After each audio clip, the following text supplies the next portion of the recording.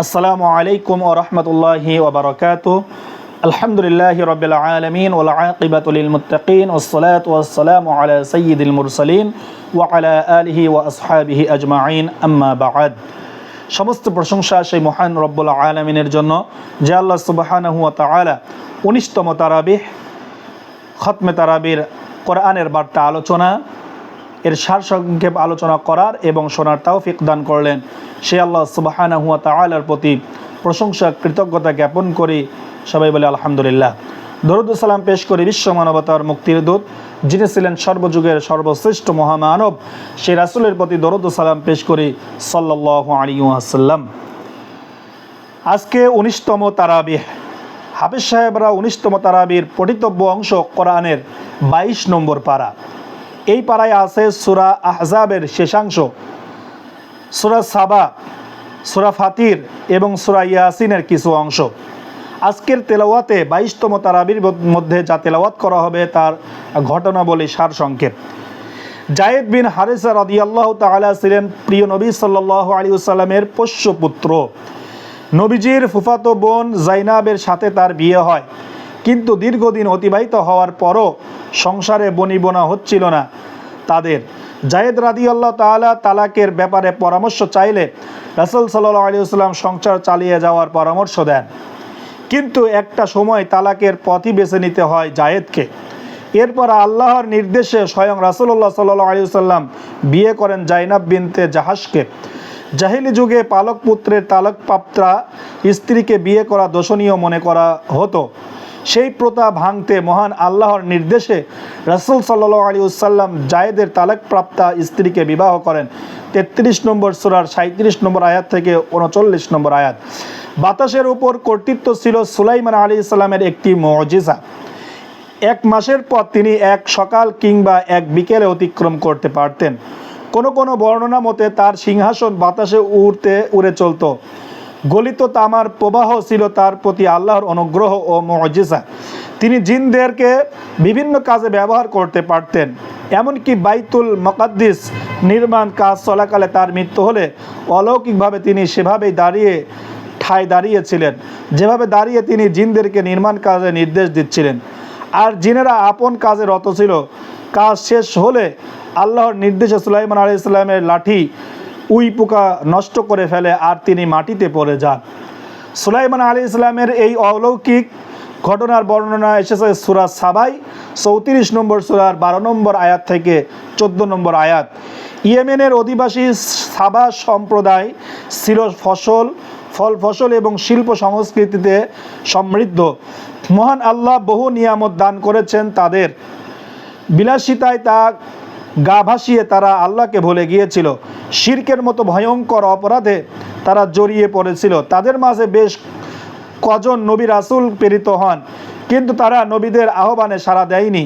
মহান আল্লাহ বাঁধ ভাঙা সর্বব্যাপী বন্যায় আযাব দিয়ে তাদেরকে ধ্বংস করে দেন।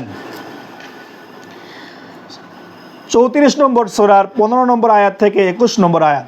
আল্লাহর পথে আহ্বানের জন্য এক জনপদে কয়েকজন রাসূল প্রেরিত হন। তারা ঈমান ও আল্লাহর আনুগত্যের প্রতি আহ্বান করেন জনপদবাসীকে, কিন্তু তারা রাসূলগণকে মিথ্যাবাদী আখ্যা দেয়। অপয়া বলে তাদের ওপর পাথর ছুঁড়ে হত্যার হুমকি দেয়। শহরে প্রান্ত থেকে হাবিবে নাজ্জার নামক এক লোক দৌড়ে এসে রাসূলদেরকে আনুগত্যের আহ্বান করে জনপদবাসীকে বললেন, যারা তোমাদের পথ প্রদর্শনের জন্য কোনো বিনিময় গ্রহণ করে না, তারা সঠিক পথের অনুসারী, তোমরা তাদের অনুসরণ করো। তিনি নিজে ঈমান এনে তাদেরকে তাওহীদের দাওয়াত দিতে লাগলেন। জবাবে নিষ্ঠুর সম্প্রদায় তাকে হত্যা করল। এরপর একজন ফেরেশতা একটি বিকট আওয়াজ তাদেরকে সমূলে ধ্বংস করে দিল। 36 নম্বর সূরা ইয়াসিনের 13 নম্বর আয়াত থেকে 30 নম্বর আয়াত আল্লাহ তা উল্লেখ করেন ঘটনা বলে। আজকে 22 নম্বর পারার 19 নম্বর তারাবিতে ঈমান আকীদা সম্পর্কে আল্লাহ সুবহানাহু ওয়া তাআলা যা উল্লেখ করেছেন, মুহাম্মদ সাল্লাল্লাহু আলাইহি ওয়াসাল্লাম সর্বশেষ নবী ও রাসূল। রাসূলের পর সংঘটিত হবে মহাপ্রলয়। অগণিত হাদিসে বিষয়টি বর্ণিত হয়েছে। কোরআনেও বিষয়টি উল্লেখ করেছেন মহান আল্লাহ 33 নম্বর সূরার 40 নম্বর আয়াতে। ঈমানের গুরুত্বপূর্ণ স্তম্ভ তাকদীর।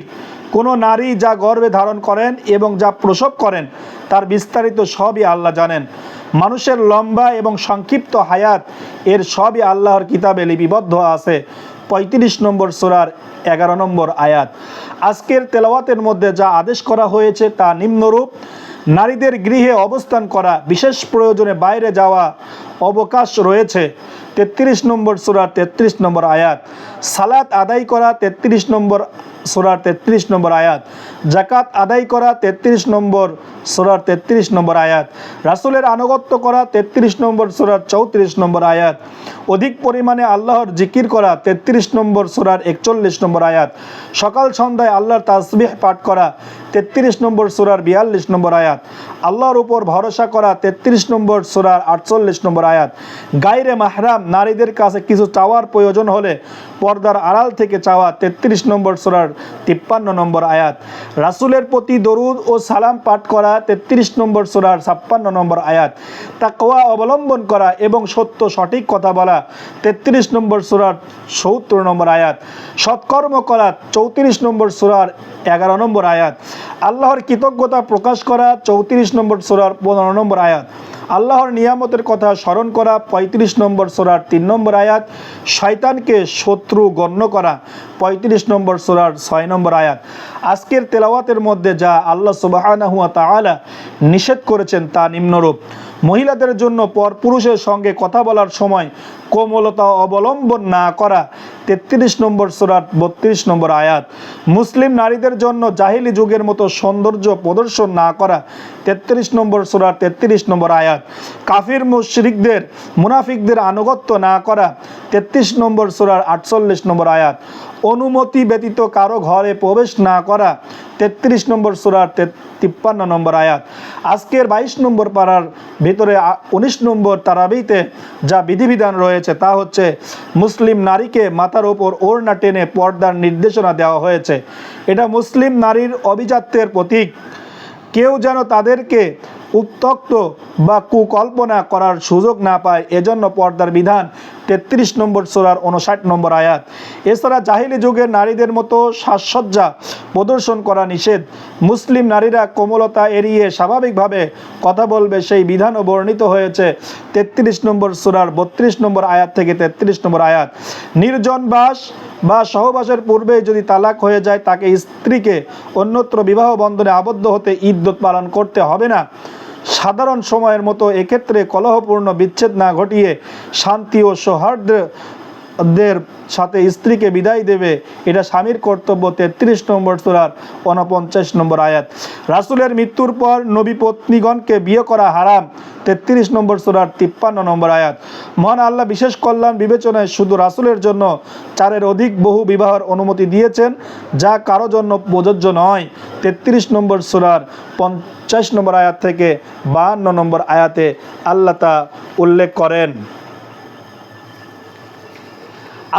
আজকে তারাবির মধ্যে আল্লাহ সুবহানাহু ওয়া তাআলা যা সুসংবাদ রেখেছেন আর সতর্ক যা রেখেছেন তা হচ্ছে নিম্নরূপ: যারা আল্লাহর প্রতি কুফরি করে তাদের ব্যাপারে কঠোর শাস্তি, এবং যারা তার প্রতি ঈমান আনে ও সৎকর্ম করে তাদের মহা প্রতিদানের সুসংবাদ দেওয়া হয়েছে 35 নম্বর সূরার 7 নম্বর আয়াত। কিয়ামতের দিন কেউ কারো পাপের বোঝা বহন করবে না, এমনকি নিকট আত্মীয়দেরকেও কেউ ডেকেও সেদিন সাড়া পাওয়া যাবে না 35 নম্বর সূরার 18 নম্বর আয়াত।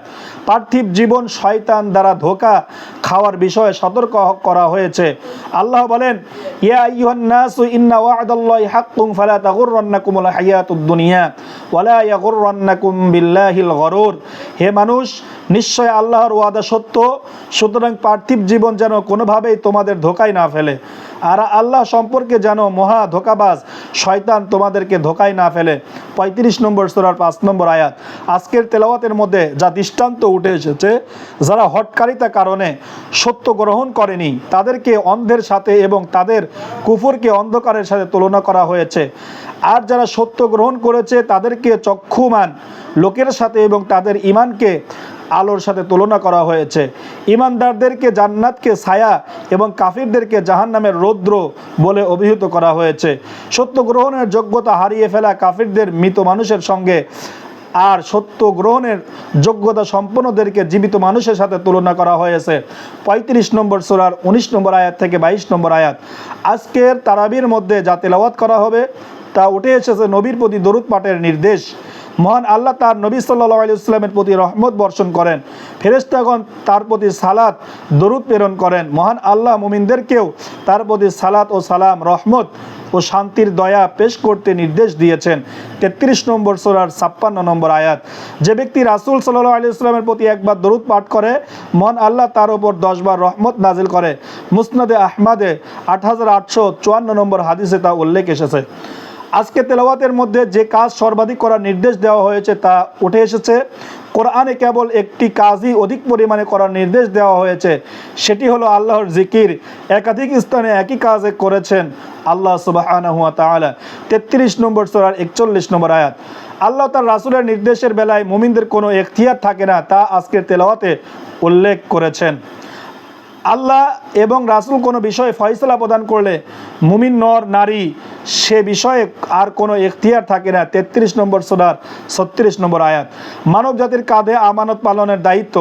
মহান আল্লাহ আকাশ, জমিন ও পাহাড়ের মতো বড় বড় সৃষ্টির কাছে আমানত নিজের স্বাধীন ইচ্ছায় আল্লাহর আদেশ নিষেধ পালনের দায়িত্ব পেশ করেন। তারা সবাই অপারগতা প্রকাশ করে, কিন্তু মানুষ সেই আমানতের বোঝা বহন করার দায়িত্ব নিজের কাঁধে তুলে নেয়। মানুষের মধ্যে যারা তা রক্ষা করতে পারেনি তাদেরকে আল্লাহ জালিম ও অজ্ঞ বলেছেন। 33 নম্বর সূরার 72 নম্বর আয়াত। রাসূল সাল্লাল্লাহু আলাইহি ওয়াসাল্লামের 5টি বিশেষ গুণ আজকে তেলাওয়াতের মধ্যে উল্লেখ করেছেন। মহান আল্লাহ তাকে সাক্ষ্যদাতা, সুসংবাদদাতা, ভীতি প্রদর্শনকারী, আল্লাহর দিকে মানুষকে আহ্বানকারী ও আলো বিতরণকারী প্রদীপ করে প্রেরণ করেছেন। 33 নম্বর সূরার 45 নম্বর আয়াত থেকে 46 নম্বর আয়াত। আজকে তারাবির মধ্যে তেলাওয়াতের মধ্যে যা উল্লেখ করেছেন আল্লাহ সুবহানাহু ওয়া তাআলা, মুমিন নারী পুরুষের 10টি গুণ, বিশেষ গুণ বর্ণনা করেছেন। কর্মফল ও আখিরাতের প্রতিদানে নারী পুরুষের কোনো তারতম্য নেই। 10টি গুণের অধিকারী মুমিন নারী পুরুষের জন্য মহান আল্লাহ ক্ষমা ও প্রতিদান প্রস্তুত রাখার ঘোষণা দিয়েছেন। 1 ইসলাম পালনকারী পুরুষ ও নারী, 2 ঈমান আনয়নকারী পুরুষ ও নারী, 3 আল্লাহর অনুগত পুরুষ ও নারী, 4 সত্যবাদী পুরুষ ও নারী, ধৈর্য ধারণকারী পুরুষ ও নারী, 6 আল্লাহর প্রতি বিনীত পুরুষ ও নারী, 7 দানশীল পুরুষ ও নারী, 8 সিয়াম পালনকারী পুরুষ ও নারী, 9 চরিত্র হেফাজতকারী পুরুষ ও নারী, 10 অধিক পরিমাণে আল্লাহর জিকিরকারী পুরুষ ও নারী। 33 নম্বর সূরার 35 নম্বর আয়াত আল্লাহ তা উল্লেখ করেছেন।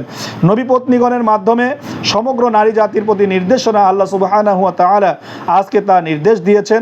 1 নম্বর, পরপুরুষের সঙ্গে কথা বলার প্রয়োজন হলে কোমলতা পরিহার করে স্বাভাবিকভাবে কথা বলা। 2 নম্বর, গৃহে অবস্থান করা, প্রয়োজনে শালীনতা বাইরে যাওয়া। 3 নম্বর, জাহিলি যুগে নারীর মতো সৌন্দর্য প্রদর্শন না করা। 4 নম্বর, নিয়মিত সালাত আদায় করা। 5 নম্বর, যাকাত আদায় করা। 6 নম্বর, আল্লাহ তার রাসূলের আনুগত্য করা। 7 নম্বর, ঘরে আল্লাহর আয়াত ও হিকমায়ের যেসব কথা পাঠ করা হয় সেগুলো স্মরণ রাখা। 33 নম্বর সূরার 32 নম্বর আয়াত থেকে 34 নম্বর আয়াত। আজকে তেলাওয়াতের মধ্যে যা উল্লেখ করেছেন, মুসলিম 3 প্রকার। 1 শ্রেণীর লোক যারা আল্লাহর প্রতি ঈমান আনা সত্ত্বেও আল্লাহর আদেশ নিষেধ যথাযথভাবে পালন করে না, এরা হলো জালিম, নিজেদের প্রতি অবিচারকারী। আর যারা আদেশ নিষেধ মেনে চলে কিন্তু কিছু নফল মুস্তাহাব পালন করে না, তারা মধ্যম শ্রেণীর অন্তর্ভুক্ত। আরেক শ্রেণীর লোক যারা ফরজ ওয়াজিব মেনে চলে, হারাম পরিহার করে, নফল মুস্তাহাব পালন করে, এরা হচ্ছে অগ্রগামী মুসলিম। 35 নম্বর সূরার 32 নম্বর আয়াত। আল্লাহ সুবহানাহু ওয়া তাআলা আজকের তেলাওয়াতে জাহান্নামীদের আর্তনাদ ও আকুতি তুলে ধরেছেন। কিয়ামতের দিন জাহান্নামীরা হৃদয় সেরা আর্তনাদ করে পুনরায় পৃথিবীতে আসার আকুতি জানাবে। তখন বলা হবে, তোমাদের কি যথেষ্ট সুযোগ দেওয়া হয়নি? তখন চাইলে তো সতর্ক হতে পারতে, আর তোমাদের কাছে সতর্ককারীও এসেছিলেন। 35 নম্বর সূরার 37 নম্বর আয়াত। আজকের তেলাওয়াতের মধ্যে সর্বশেষ যেটা উল্লেখ করেছেন, মিথ্যা অপবাদ ও কষ্ট দেওয়ার ভয়াবহতা। আর যারা মুমিন নারী পুরুষকে কৃত অন্যায় ছাড়া কষ্ট দেয়, দোষারোপ করে, তারা অপবাদের অন্যায় ও সুস্পষ্ট পাপের বোঝা বহন করলো। 33 নম্বর সূরার 58 নম্বর আয়াত। আজকে 19তম তারাবির 22তম পারা হাফেজ সাহেবরা যা তেলাওয়াত করবেন, এই তেলাওয়াতের সার সংক্ষেপ আলোচনা করা হলো। আল্লাহ সুবহানাহু ওয়া তাআলা এর মর্ম উপলব্ধি করে হাফেজ সাহেবরা যখন তারাবিহ পড়বেন, তেলাওয়াত করবেন, আমরা যখন তারাবিহ পড়ব, তখন এগুলো যেন উপলব্ধি করতে পারি, জীবনে বাস্তবায়ন করতে পারি। আল্লাহ রাব্বুল আলামিন আমাদেরকে আমল করার তৌফিক দান করুন। আল্লাহুম্মা আমিন। আসসালামু আলাইকুম ওয়া রাহমাতুল্লাহি ওয়া বারাকাতুহু।